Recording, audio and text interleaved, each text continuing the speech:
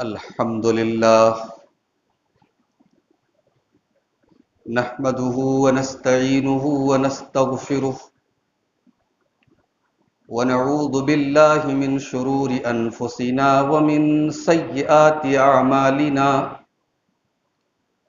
من يهده الله فلا مضل له ومن يضلل فلا هادي له وأشهد أن لا إله إلا الله وحده لا شريك له وأشهد أن محمدًا عبده ورسوله يا أيها الذين آمنوا اتقوا الله حق تقاته ولا تموتن إلا وأنتم مسلمون يا أيها الناس اتقوا ربكم الذي خلقكم من نفس واحدة وخلق منها زوجها وبث منهما رجالا كثيرا ونساء واتقوا الله الذي تساءلون به والأرحام إن الله كان عليكم رقيبا يا أيها الذين آمنوا اتقوا الله وقولوا قولا سديدا يصلح لكم أعمالكم ويغفر لكم ذنوبكم ومن يطع الله ورسوله فقد فاز فوزا عظيما أما بعد فإن خير الحديث كتاب الله وخير الهدي هدي محمد صلى الله عليه وسلم وشر الأمور محدثاتها وكل محدثة بدعة وكل بدعة ضلالة وكل ضلالة في النار أعوذ بالله من الشيطان الرجيم بسم الله الرحمن الرحيم لقد كان لكم في رسول الله أسوة حسنة لمن كان يرجو الله واليوم الآخر محترم حاضرین جمعہ، ہماری شریعت میں توحید کے بعد اللہ تبارک و تعالیٰ کے ایک ہونے کا اقرار کرنے کے بعد سب سے اہم اور سب سے امپورٹنٹ اگر کوئی چیز ہے تو وہ نماز ہے۔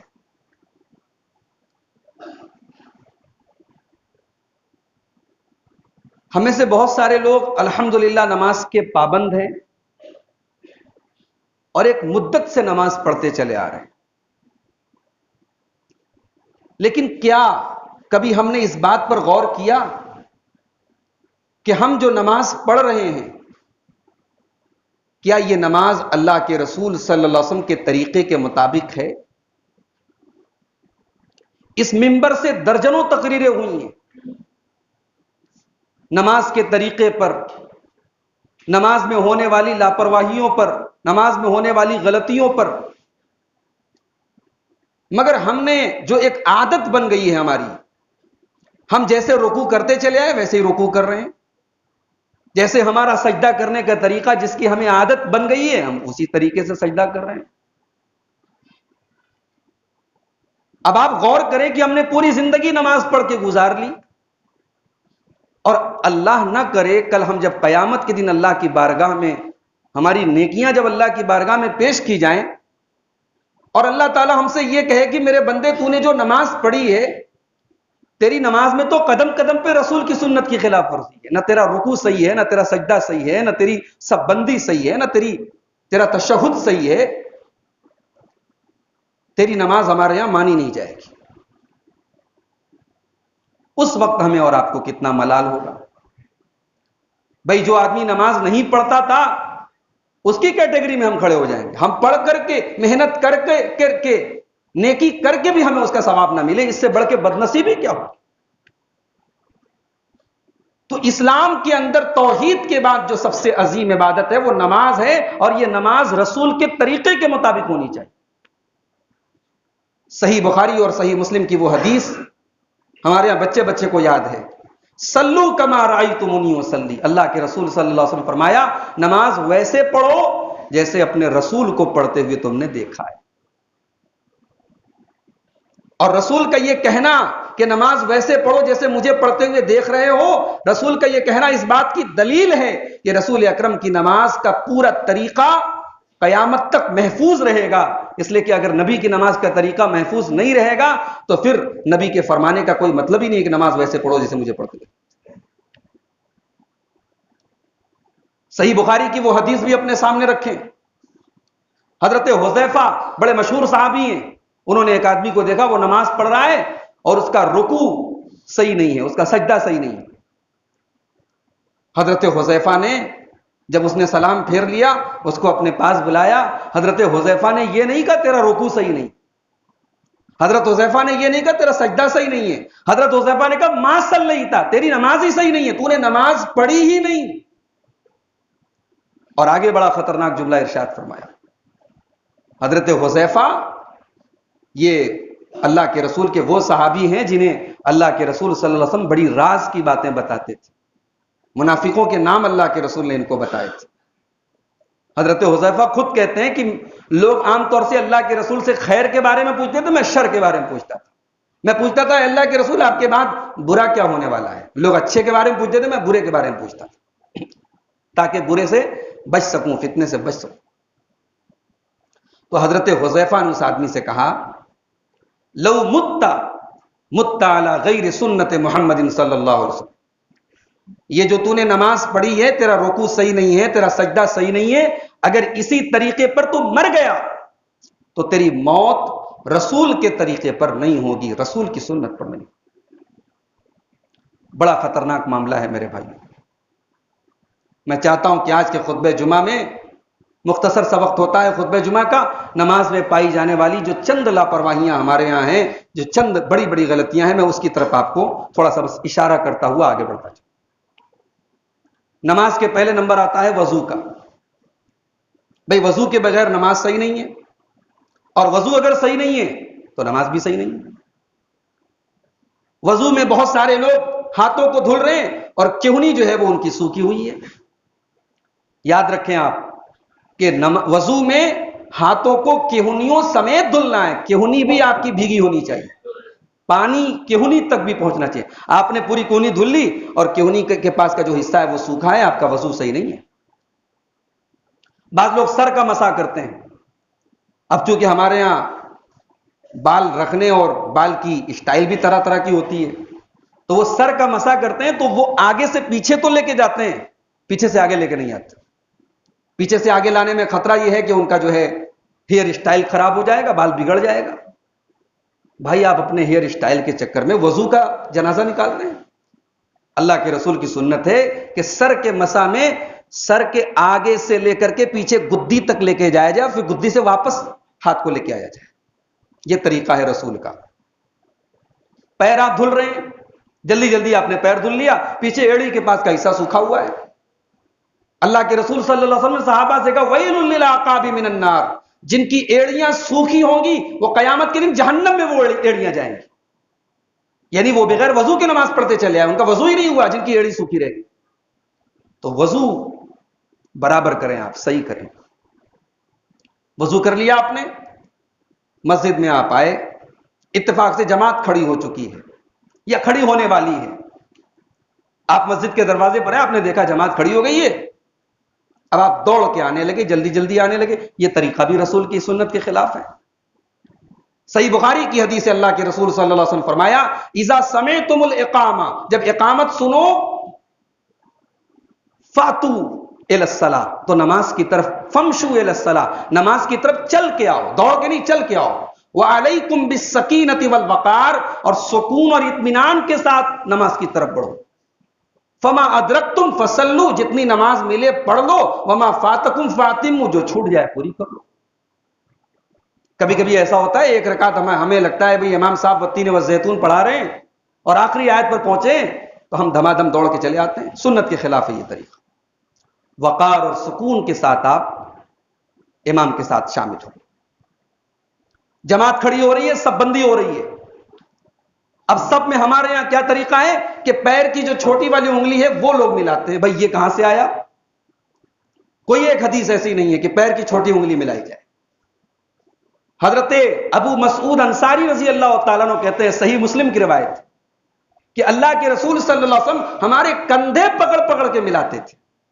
یمسحو مناکبنا، ہمارے کندھے پکڑ پکڑ کے ملاتے تھے اور کہتے تھے استووا صفوفکم، اپنی صفیں سیدھی کرو، ولا تختلفوا، اختلاف مت کرو. اختلاف کا کیا مطلب ہے؟ کوئی آگے کھڑا ہے کوئی پیچھے کھڑا ہے، سب سیدھی ہونی چاہیے، ایک لیول میں، ایک رو میں، ایک لائن میں لوگوں کو کھڑا ہونا چاہیے. اللہ کے رسول نے فرمایا اختلاف نہ کرو، اگر اختلاف کرو گے فتختلف قلوبکم، تمہارے دلوں میں اختلاف پیدا ہو جائے. بہت بڑی بات ہے کہ سب اگر صحیح نہیں ہے تو دلوں میں بغض پڑ جائیں گے، دلوں میں میل آ جائے گا. تو سب صحیح کریں. آپ پیر جب آپ اپنا کھڑا کریں تو یہ پیر جو ہے نا اس کو وی کی شکل میں کھڑا نہ کریں، ایچ کی شکل میں کھڑا کریں. پیر دونوں برابر ہو، ایسے نہ ہو ایسے ہو، اس کو بالکل سیدھا رکھیں. یہ کنچی انگلی والا ملانے والا سسٹم ختم کریں. آپ پیر سیدھا رکھیں، آٹومیٹک کندھے اور بدن جو ہے بغل والے سے ٹچ ہو جائے گا. بہت زیادہ پیر پھیلانا بھی سنت کے خلاف ہے. آپ کے بدن کی جو چوڑائی ہے اس حساب سے آپ پیر پھیلائیں، بہت کم نہ پھیلائیں تاکہ بغل والے کو تکلیف ہو، زیادہ بھی نہ پھیلائیں کہ جب آپ سجدے میں جائیں، رکوع میں جائیں تو بیچ میں گیپنگ پیدا ہو جائے. جتنی آپ کے بدن کی چوڑائی ہے اتنی حساب سے آپ اپنا پیر پھیلائیں. اب امام کے ساتھ آپ نماز شروع کرنے جا رہے ہیں. امام نے کہا اللہ اکبر، آپ نے امام کے پیچھے نیت باندھی. لیکن ایک مسئلہ اور یاد رکھیں، ہمارے عام طور سے میں نے یہ چیز دیکھی ہے، نماز ختم ہو گئی، سنت پڑھنی ہے، ہم بیچ میں کہیں بھی کھڑے ہو کے سنت پڑھنے لگے. اللہ کے رسول کی بڑی تاکید ہے کہ نماز میں سترا رکھا جائے. اور سترا کوئی ضروری نہیں کہ کوئی چیز ہو، دیوار بھی سترا ہو سکتی ہے، کھمبا بھی سترا ہو سکتا ہے، یہاں تک کہ کوئی آپ کے آگے کوئی نماز پڑھ رہا ہے، کوئی نمازی، اس کو سترا بنا لے آپ. اب یہ دیوار ہے اور آپ یہاں کھڑے ہو کے نماز پڑھیں، یہ کون سا طریقہ ہے بھائی؟ اللہ کے رسول صلی اللہ علیہ وسلم فرماتے ہیں، ابو داؤد کی صحیح روایت ہے، اذا صلی احدکم فلیصلی الی السترہ، جب تم میں سے کوئی نماز پڑھے تو سترہ آگے رکھ کر کے نماز پڑھے، ولیدن منہ، اور سترے کے قریب نماز پڑھے. سترہ آپ سے دور نہیں ہونا چاہیے، مجبوری ہے الگ بات ہے، یہاں دیوار ہے اور آپ وہاں نماز پڑھے، طریقہ خلاف ہے سنت کے. صحابہ کرام کھمبے تلاش کرتے تھے، سنتیں پڑھنے کے لیے کھمبے تلاش کرتے تھے تاکہ ان کے آگے سترا رہے. حضرت عمر فاروق نے ایک مرتبہ ان کو کوئی چیز نہیں ملی تو ایک صحابی کو اپنے آگے بٹھایا کہ تم بیٹھے رہو یہاں. یعنی کسی انسان کو بھی آپ سترا بنا سکتے ہیں. اور ایک بات اور یاد رکھیے، اگر آپ بغیر سترا کے نماز پڑھ رہے ہیں تو تین چیزیں اگر آپ کے سامنے سے گزر جائیں تو نماز آپ کی خراب ہو جائے گی.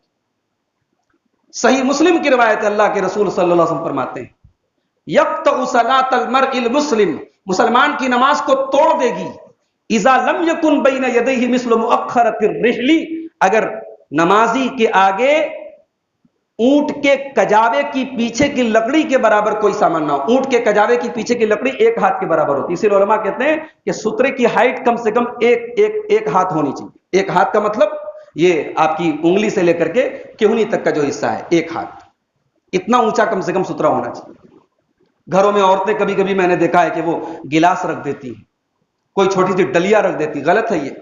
کم سے کم کوئی ایسی چیز ہو جو ایک ہاتھ کے برابر. اللہ کے رسول نے فرمایا اگر ایک ہاتھ کے برابر کوئی چیز آپ کے آگے نہیں ہے تو تین چیزیں اگر گزر گئی تو نماز خراب ہو جائے گی، نماز ٹوٹ جائے گی.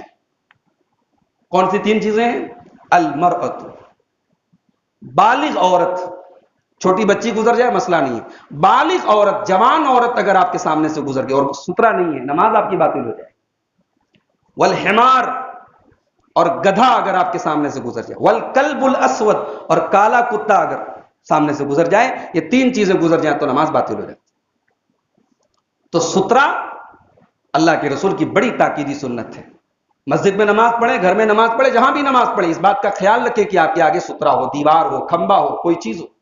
اور آپ جب اس کو عادت بنا لیں گے تو آپ محسوس کریں گے کہ نماز میں سکون آپ کا بڑھ گیا ہے، نماز میں خشوع و خضوع آپ کا بڑھ گیا ہے. اور سترا نہیں رہے گا، آپ بیچ میدان میں نماز پڑھیں گے، آپ کو لگے گا کہ وہ سکون مجھے نہیں مل رہا ہے جو نماز میں ملنا چاہیے. اور آگے بڑھیے، امام کے ساتھ آپ نماز پڑھ رہے ہیں، اللہ اکبر، امام صاحب نے کہا رفع یدین کرنا ہے آپ کو۔ اب یہ جو رفع یدین کرنا ہے اس کے بارے میں 2 حدیثیں ملتی۔ ایک طریقہ اللہ کے رسول کا تھا حذو منکبیہ، اپنے کندھے کے برابر اللہ کے رسول ہاتھ اٹھاتے تھے۔ ایک طریقہ یہ تھا حیال اذنیہ، اپنے کانوں کے برابر اٹھاتے تھے۔ تو کندھے یا کان، یہ جو ہمارے یہاں بعض لوگ رفع یدین ایسے کرتے ہیں، بالکل ہلکا سا معلوم ہو رہا ہے کہ بس اشارہ کر رہے ہیں، یعنی کندھے کے نیچے بھی ہاتھ ہوتا ہے، غلط ہے بھائی، یہ غلط طریقہ ہے۔ کم سے کم آپ کا ہاتھ کندھے تک اٹھنا چاہیے۔ اس کے بعد اب آپ کو ہاتھ باندھنا ہے، کہاں باندھنا ہے؟ ابن خزیمہ کی صحیح روایت ہے، حضرت وائل ابن حجر کہتے ہیں میں نے اللہ کے رسول کے ساتھ نماز پڑھی، اللہ کے رسول صلی اللہ علیہ وسلم نے وضع یدہ الیمنی علی یدہ الیسری علی صدرہ، اللہ کے رسول نے اپنے سینے پر ہاتھ باندھا۔ اب بھائی سینہ تو ہم سب جانتے ہیں، سینہ کس کو کہتے ہیں؟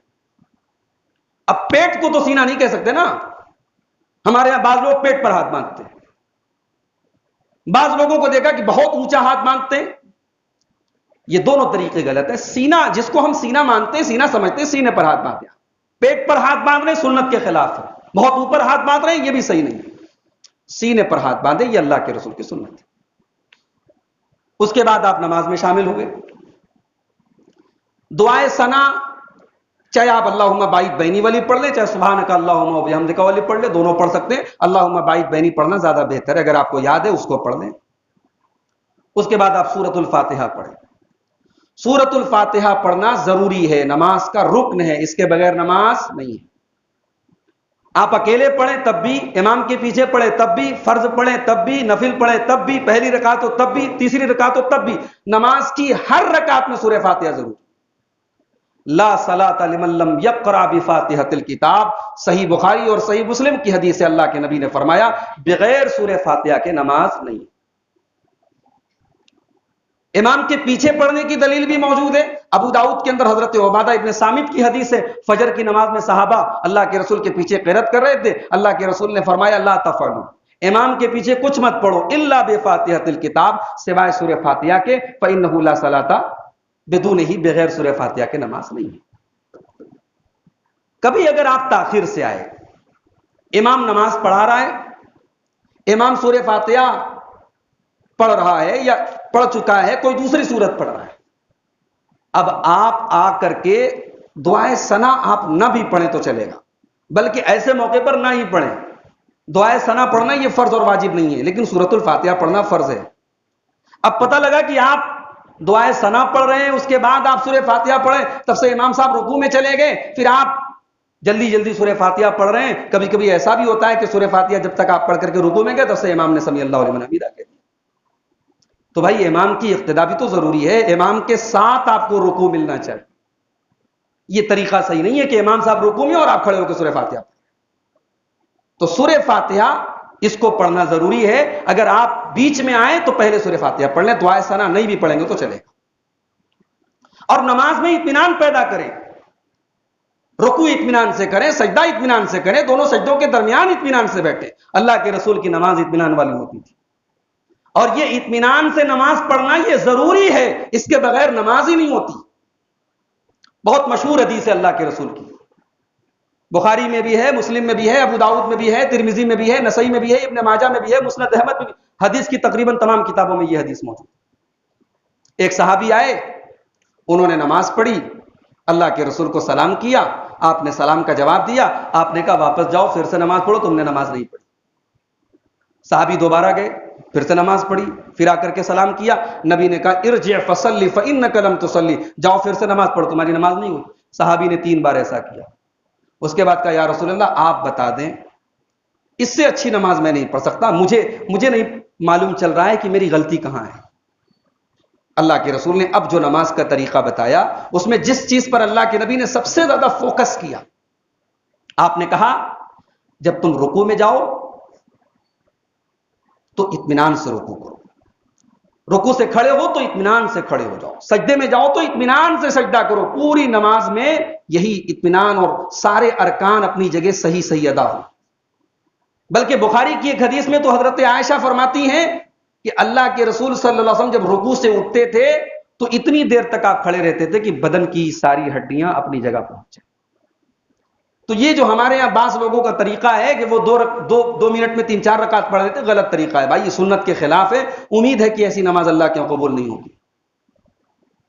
اس کے بعد اور آگے بڑھیں، آپ رکوع میں جانا ہے آپ کو۔ رکوع کیسا ہونا چاہیے؟ رکوع میں آپ کی پیٹھ بالکل برابر ہونی چاہیے، سیدھی ہونی چاہیے۔ حضرت عائشہ کہتی ہیں اللہ کے رسول جب رکوع میں جاتے تھے حسر ازارہ، آپ کی پیٹھ بالکل سیدھی ہوتی تھی۔ ولم يرفع راسه ولم يصوبه، اللہ کے رسول صلی اللہ علیہ وسلم کا جو سر ہوتا تھا وہ آپ کی پیٹھ کے برابر ہوتا تھا، نہ اونچا ہوتا تھا نہ نیچا ہوتا تھا۔ ہمارے یہاں بعض لوگوں کا سر جو ہے وہ بالکل نیچا رہتا ہے اور عادت بنی ہے اسی طریقے سے مدتوں وہ نماز پڑھتے چلے آئے۔ بھائی ایک دن غور کر لو، کسی کو بٹھا لو اپنے آگے، بھائی دیکھ میرا سر کیسا ہے، دیکھ لو میرا سر کیسا ہے۔ اگر سر اونچا نیچا ہے تو صحیح کر لو، صحیح طریقے پر نماز پڑھو۔ رکوع میں پیٹھ سیدھی ہو اور سر پیٹھ کے لیول کے برابر ہو، اور اپنے ہاتھوں سے اپنے دونوں گھٹنوں کو اللہ کے رسول صلی اللہ علیہ وسلم مضبوطی سے پکڑے رہتے۔ اس کے بعد آپ رکوع سے اٹھے، سمی اللہ لمن حمدہ ربنا ولک الحمد حمدا کثیرا طیبا مبارکا فی، یہ پوری دعا پڑھنے سب سے بہتر ہے۔ پوری یاد نہیں ہے ربنا ولک الحمد پڑھ لیں، لیکن اطمینان سے کھڑے ہو جائیں، اس کے بعد آپ سجدے میں جائیں۔ بعض لوگوں کو میں نے دیکھا جماعت سے نماز پڑھ رہے ہیں، امام صاحب رکوع سے کھڑے ہوئے، ابھی امام بیچارہ سجدے میں گیا نہیں، یہ آدھے سجدے میں چلے گئے۔ بھائی یہ کون سا طریقہ ہے؟ آپ امام کی اقتدا کر رہے ہیں، آپ کو امام سے پیچھے ہر کام کرنا ہے۔ امام کے پہلے سجدے میں نہیں جا سکتے، امام کے پہلے سلام نہیں پھیر سکتے۔ امام جب تک دوسرا سلام نہ پھیر لے آپ دوسرا سلام نہ پھیریں، بلکہ کوشش کریں امام جب ایک طرف سلام پھیر لے تب آپ اپنا سر گھمائیں سلام پھیرنے کے لیے۔ امام کی اقتدا کرنا ہے۔ سجدے میں کیا ہونا چاہیے؟ اللہ کے رسول صلی اللہ علیہ وسلم نے فرمایا امرت ان اسجد علی 7 اعظم، مجھے حکم دیا گیا کہ سجدے میں 7 ہڈیاں میری زمین پر ہونی چاہیے۔ 7 ہڈیاں، کون کون سی 7 ہڈیاں؟ علی الجبہہ، اللہ کے رسول صلی اللہ علیہ وسلم نے اپنی پیشانی کی طرف اشارہ کیا، پیشانی ماتھا سجدے میں زمین پر ہونا چاہیے۔ ماتھے کو پکڑا اور پھر ناک کی طرف بھی اشارہ کیا، یعنی ماتھے میں ناک شامل ہے، ماتھا زمین پر ہے اور ناک اٹھی ہے، سجدہ غلط ہے آپ کا۔ ماتھے کے ساتھ آپ کی ناک زمین پر ٹکی ہونی چاہیے۔ بعض لوگوں کو میں نے دیکھا وہ ان کی ناک جو ہے اٹھی رہتی ہے۔ اللہ کے رسول نے کہا ماتھا، والیدین دونوں ہاتھ، والرکبتین دونوں گھٹنے، واطراف القدمین اور دونوں پیر کی انگلیاں، یہ ٹوٹل 7 چیزیں زمین پر ہونی چاہیے۔ اور سجدے میں پیر کی انگلیاں جو ہیں ان کو کوشش کریں ان کو موڑ لیں، قبلہ کی طرف کر لیں۔ بلکہ اللہ کے رسول کی ایک سنت یہ بھی ہے کہ دونوں پیروں کی ہتھیلیوں کو آپس میں ملا لیا جائے سجدے کے دوران۔ سجدے میں دونوں پیر کی جو ہتھیلیاں ہیں دونوں کو ایک دوسرے کے ساتھ ملا کر کے سجدہ کیا جائے، یہ بھی صحیح حدیث سے یہ بات ثابت ہے۔ اور سجدے میں ایک بات کا اور لحاظ رکھیں کہ آپ کی کہنیاں اٹھی ہوں، کتے کی طرح اپنے ہاتھوں کو زمین پر بچھانے سے منع کیا اللہ کے رسول صلی اللہ علیہ وسلم۔ اسی طریقے سے دونوں ہاتھوں کو تھوڑا کشادہ کر کے رکھیں، بہت سمیٹ کر کے نہ رکھیں سجدے میں، کشادہ کر کے رکھیں۔ لیکن ہاں جماعت سے آپ نماز پڑھ رہے ہیں تو بلا وجہ اپنے ہاتھ کو کشادہ کرنے کے چکر میں بازو والے کو تکلیف نہ پہنچائیں، جتنا کشادہ کر سکتے ہیں اتنا کشادہ کریں۔ بعض لوگوں کو دیکھتے ہیں وہ اپنے ہاتھوں کو اتنا پھیلاتے ہیں بغل والا بیچارہ وہ سوچتا ہے میں کہاں آ کے پھنس گیا۔ تو سنت ہے کہ اپنے ہاتھوں کو زمین پر نہ بچھائیں اور سمیٹنے کی کوشش نہ کریں، اور 7 چیزیں سجدے میں آپ کی زمین پر ہونی چاہیے۔ دوسری رکعت کے لیے جب کھڑے ہونا ہو یا چوتھی رکعت کے لیے جب کھڑے ہونا ہو تو اللہ کے رسول کی ایک سنت ہے کہ تھوڑا سا بیٹھ کر کے تب اٹھا جائے، سجدے سے ڈائریکٹ نہ اٹھا جائے۔ حضرت مالک ابن حویرث کی روایت ہے صحیح بخاری اور صحیح مسلم میں، کہتے ہیں کہ اللہ کے رسول صلی اللہ علیہ وسلم جب 1 رکعت پڑھ کے بیٹھے رہتے تھے یا 3 رکعت پڑھ کے بیٹھے رہتے تھے لم ينہض حتی یستوی قائدا، تو سیدھے کھڑے نہیں ہوتے تھے جب تک تھوڑی دیر بیٹھ نہیں جاتے۔ اس کو جلسہ استراحت کہتے ہیں۔ اللہ کے رسول تھوڑا سا سستانے کے لیے بیٹھتے تھے، یہ سنت ہے آپ کی، اس پر عمل کریں۔ اسی طریقے سے نماز کے آخری قعدہ میں جس میں آپ کو سلام پھیرنا ہے اس میں آپ کے بیٹھنے کا طریقہ یہ ہونا چاہیے کہ بائیں پیر کو دائیں پیر کے نیچے نکال لیں اور کمر کے بل، سرین کے بل بیٹھے، جس کو تورک کہا جاتا ہے۔ حضرت ابو حمید ساعدی تقریباً 10 صحابہ کے سامنے کہتے ہیں میں تم میں سب سے زیادہ اللہ کے رسول کی نماز کا طریقہ جانتا ہوں، اور انہوں نے نماز پڑھ کے بتائی اور کہا کہ جب اللہ کے رسول اپنی نماز کے آخری قاعدے میں بیٹھتے تھے جس میں سلام پھیرنا ہوتا تھا، تو علی شقہ الایسر، اللہ کے رسول اپنے بائیں پہلو کے بل، بائیں سرین کے بل بیٹھ جاتے تھے اور بائیں پیر کو داہنے پیر کے نیچے باہر نکال لیتے ہیں، جس کو تورک کہتے ہیں۔ یہ جس قاعدے میں آپ کو سلام پھیرنا ہو، اگر آپ کو کوئی مجبوری ہے، کوئی بیماری ہے، کوئی تکلیف ہے، الگ بات ہے، نارمل حالات میں جس قاعدے میں آپ کو سلام پھیرنا ہو تورک ضرور کریں۔ اسی طریقے سے اتحیات میں انگلی کو کہاں اٹھایا جائے، یہ بھی ہمارے یہاں بڑا کنفیوژن والا مسئلہ ہے۔ بعض لوگوں کو دیکھا کہ وہ اشہد اللہ پر اٹھاتے اور الا اللہ پر گرا دیتے، بعض لوگوں کو دیکھا کہ وہ پورے تشہد میں اٹھائے رہتے۔ کیا طریقہ صحیح کیا ہے؟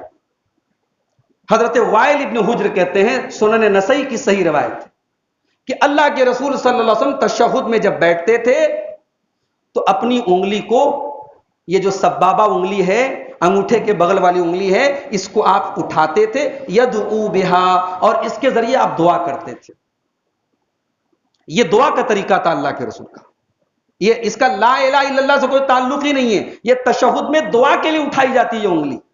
اچھا، ایک حدیث میں اٹھانے کا ذکر ہے اور ایک حدیث میں یحرکھا، اللہ کے رسول اس کو حرکت دیتے تھے، یہ بھی نسائی کی صحیح روایت۔ علامہ ابن عثیمین نے تمام حدیثوں کو سامنے رکھ کر کے یہ بات کہا کہ تشہد میں جہاں جہاں دعا ہے وہاں وہاں اس انگلی کو حرکت دی جائے، ہلکی ہلکی حرکت دی جائے۔ جیسے آپ پڑھ رہے ہیں التحیات للہ والصلوات والطیبات والسلام علیہ، السلام علیکہ ایھا النبی، اب سلام دعا ہے، لہذا یہاں پہ تھوڑی حرکت دیں آپ۔ السلام علینا وعلی عباد اللہ الصالحین، یہ بھی دعا ہے، یہاں پہ آپ حرکت دیں۔ اس کے بعد آپ کہتے ہیں اشہد ان لا الہ الا اللہ واشہد ان محمد عبدہ ورسولہ، یہ دعا نہیں، یہاں پہ بس انگلی اٹھائے رہیں، حرکت نہ دیں۔ اس کے بعد آپ درود پڑھ رہے ہیں اللہم صلی علی محمد، یہ پوری دعا ہے، یہاں پہ آپ حرکت دیتے رہیں۔ اللہم بارک علی محمد، حرکت دیتے رہیں۔ اللہم انی ظلمت نفسی، حرکت دیتے رہیں۔ اللہم انی اعوذ بک من عذاب القبر، یہ پوری دعائیں جو ہیں، جتنی دعا آپ پڑھ رہے ہیں اتنے دوران آپ حرکت دیتے رہیں۔ اس کے بعد اب سلام پھیرنا ہے آپ کو۔ سلام پھیرتے وقت بھی بعض لوگوں کو میں دیکھتا ہوں کہ وہ پورے بدن کو گھمانے لگتے ہیں۔ بھائی پورے بدن کو گھمانا رسول سے ثابت نہیں۔ حضرت عبداللہ ابن مسعود رضی اللہ عنہ کہتے ہیں، صحیح مسلم کی روایت ہے، اللہ کے رسول صلی اللہ علیہ وسلم جب سلام پھیرتے تھے تو اپنا چہرہ گھماتے تھے داہنی طرف، اور چہرہ گھما کر کے کہتے تھے السلام علیکم ورحمۃ اللہ، یہاں تک کہ پیچھے سے آپ کے داہنے گال کی سفیدی نظر آتی تھی، حتی یرا بیاض خدہ الایمن، داہنی طرف سلام پھیرتے تھے، داہنے گال کی سفیدی نظر آتی تھی، بائیں طرف سلام پھیرتے تھے، بائیں گال کی سفیدی نظر آتی تھی۔ تو اس سے دو باتیں ثابت ہوئی۔ ایک بات تو یہ کہ چہرہ گھمانا چاہیے سلام پھیرتے وقت، بعض لوگ جو ہے پورا بدن گھماتے، یہ غلط ہے، اور بعض لوگ پورا چہرہ بھی قاعدے سے نہیں گھماتے، وہ صرف اشارہ ایسے اشارہ کر دیتے، اشارہ بھی غلط ہے، پورا آپ کا چہرہ گھومنا چاہیے، یعنی پورا اتنے اینگل پہ گھومے کہ پیچھے سے آپ کا چہرہ، آپ کا گال نظر آنے لگے۔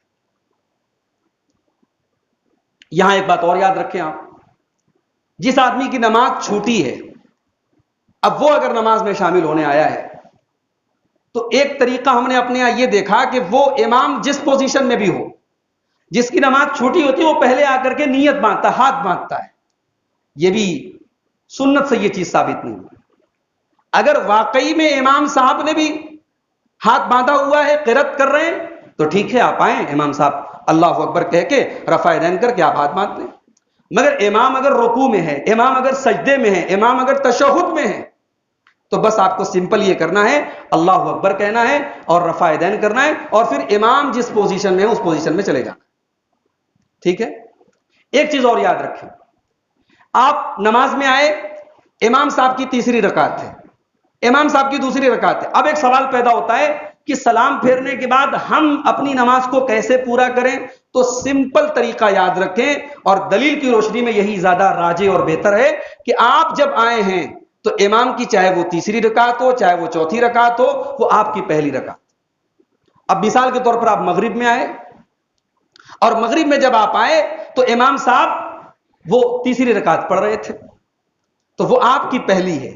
اب جب امام کے سلام پھرنے کے بعد آپ اپنی نماز پوری کریں گے تو آپ ایک رکعت پڑھیں گے، اس کے بعد آپ تشہد میں بیٹھیں گے اور پھر کھڑے ہو کر کے آپ تیسری رکعت۔ یہ طریقہ بالکل حدیثوں سے جو ثابت ہوتا ہے وہ یہی کہ آپ کی وہ رکعت پہلی۔ اور ایک چیز کا اور لحاظ رکھیں کہ آپ جب آئے ہیں، نماز آپ کی چھوٹ گئی ہے، تو ہمارے عام طور سے ہم نے یہ دیکھا ہے کہ امام صاحب ایک طرف سلام پھیرتے ہیں، لوگ کھڑے ہو جاتے ہیں اپنی نماز چھوٹی ہوئی پوری کرنے کے لیے۔ یہ بھی کسی حدیث سے ثابت نہیں ہے۔ دونوں طرف سلام جب امام پھیر لے تب آپ کھڑے، دونوں طرف سلام پھیر لے جب امام، تب آپ کھڑے ہو کر کے اپنی چھوٹی ہوئی رکعتیں پوری کریں۔ تو میرے بھائیوں، یہ نماز میں پائی جانے والی چھوٹی چھوٹی غلطیاں ہیں، لاپرواہیاں ہیں، ان کا ہم سب کو لحاظ رکھنا چاہیے۔ نماز کی جو دعائیں یاد نہیں ہیں، بچوں، چھوٹے چھوٹے بچوں کو یاد کرا دی جائے تو ہفتے بھر میں یاد کر لیتے ہیں۔ ہمیں سے کتنے لوگ ہیں مدت گزر گئی، بوڑھے ہو گئے، پوچھو دعائیں قنوت یاد ہے؟ نہیں یاد۔ جنازے کی دعائیں یاد نہیں ہیں، بھائی ایک دعا یاد کر لو، جنازے کی درجنوں دعا اللہ کے رسول سے ثابت ہے، آپ ایک دعا یاد کر لیں، چھوٹی سی کوئی دعا یاد کر لیں۔ بڑی عجیب بات ہے، ہم دنیا کے معاملے میں کبھی یہ نہیں کہتے فلاں چیز ہم کو نہیں معلوم ہے تو چلو کوئی حرج نہیں ہے، ہم سیکھتے ہیں، ہم حاصل کرتے ہیں۔ تو نماز ہے، جنازے کی نماز ہے، جو دعائیں آپ کو یاد نہیں ہیں ان کو یاد کرنے کی کوشش کریں۔ اللہ سے دعا ہے رب العالمین ہماری نماز میں جو کوتاہیاں ہیں، جو کمیاں ہیں، ان کو دور فرما دے، ہم سب کو سنت کے مطابق نماز ادا کرنے کی توفیق عطا فرمائے۔ اللہ رب العالمین ہمیں نماز کا پابند بنائے، ہماری نمازوں میں خشوع اور خضوع پیدا فرمائے، اطمینان اور سکون کے ساتھ سنت رسول کے مطابق نماز ادا کرنے کی توفیق عطا فرمائے۔ آمین۔ وآخر دعوانا ان الحمد للہ رب العالمین۔